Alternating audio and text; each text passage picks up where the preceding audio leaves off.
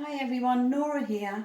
I'm just going to show you some adaptations you can do when you're in downward dog to protect your wrists, your shoulders, your hips and your back. So one of the adaptations is when you place your hand on the floor to have even space between each finger. So you're placing the hands down on the floor and the fingers are evenly spaced. When we place the hands onto the floor, we're going to put as much weight on the wrist, the pad of the hand and the fingers.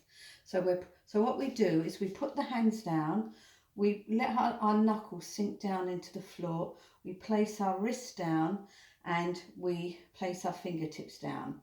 And that way we only have a third of the weight on the wrist, a third on the palm and a third on the fingers. So we're going to do that first. So I'm going to place my hands down. I'm going to place my hands under my shoulder. So I have a nice straight line going down here at the moment. I'm going to bring my feet nice and flat if I can. A lot of people can't go flat. So if you can't go flat, it's okay. You can just walk in a little bit. And you don't have to be flat. You can have your heels up. You're going to lift your hips nice and high and pull the hips back, and what that does is takes more pressure off the hands, so it gives you a 50-50 weight bearing pose. So we have 50% of the weight on the feet and 50% of the weight on the wrists and hands.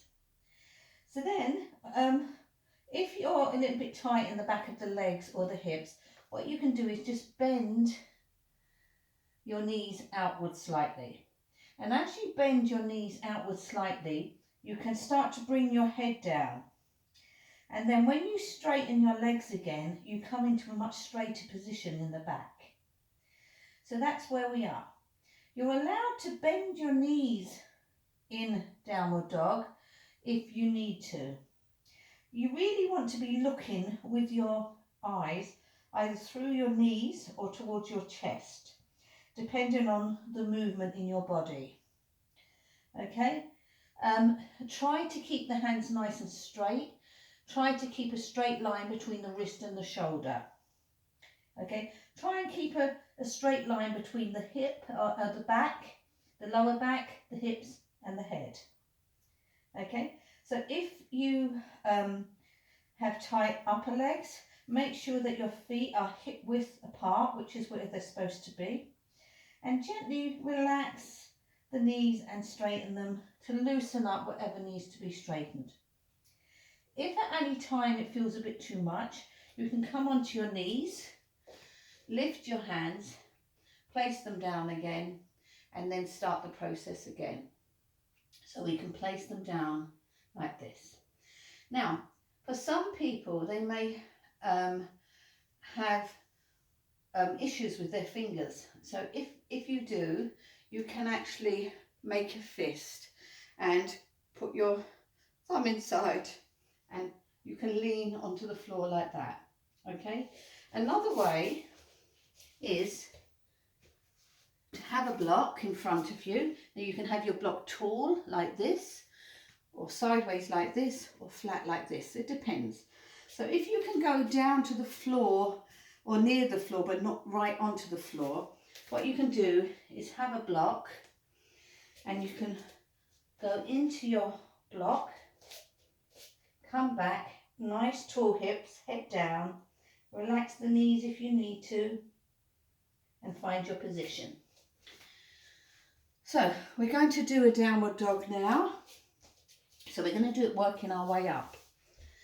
If you have a problem with joints, you can have a little, I have a bath mat sometimes on my mat just to show people. So you can use it for that, to place your hands flat, or you can fold it over like this and place your hands on it then. I'm just going to do that to show you. So placing the hands on the mat, up with the feet. I'm checking in, how do my hands feel? My fingers are nice and wide. I'm putting a little bit of pressure down on my knuckles and my fingertips to take the weight off the wrist. I'm going to lift up my hips and bring my hips back. So I'm trying to get my heels down to the floor. Now I know in this position I need to go forward a step. So I'm just going to go forward a little step, and that will bring my heels to the floor. So I'm lifting up there. Now I feel a slight tightness, a slight stretch at the back of the calves here. So I'm just going to gently bend my knees out, straighten again. The tightness has gone. My back feels much looser and straighter. I'm making sure that I can move my head, so I'm moving it side to side. And I'm looking through my knees. And I feel like I'm in a much better position. So that's a really nice way to get into your dog that is safe and that will make you feel more secure. Hope you enjoyed.